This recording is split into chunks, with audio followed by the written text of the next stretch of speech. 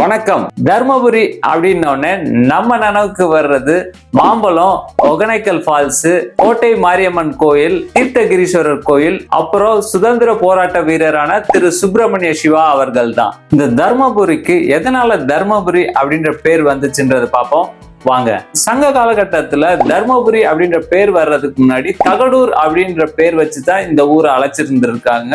தகடூர் அப்படின்றதுக்கு அர்த்தம் என்னன்னு பாத்தீங்கன்னா தகடு ஊர். இந்த ஊர்ல நிறைய இரும்பு தாதுக்கள் கிடைக்கும் அப்படின்றதுக்காண்டி தகடும் ஊரும் சேர்த்து தகடூர் அப்படின்ற பேர் வச்சு சங்க காலத்துல அழைச்சிருந்திருக்காங்க.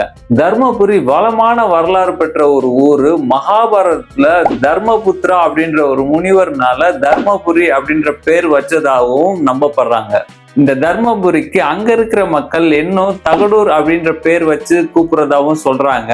இந்த தர்மபுரிக்கு செல்லமா மேங்கோ கேபிட்டல் ஆஃப் இந்தியா அப்படின்னு சொல்றாங்க. இந்த வீடியோ உங்களுக்கு பிடிச்சிருந்தா லைக் பண்ணுங்க. உங்களோட தர்மபுரி ஃப்ரெண்ட்ஸுக்கு இந்த வீடியோவை மறக்காம ஷேர் பண்ணிடுங்க. இந்த மாதிரி நிறைய இன்ட்ரெஸ்டிங் ஃபேக்ட்ஸுக்கு நம்ம சேனலை சப்ஸ்கிரைப் பண்ணிடுங்க. பாய்.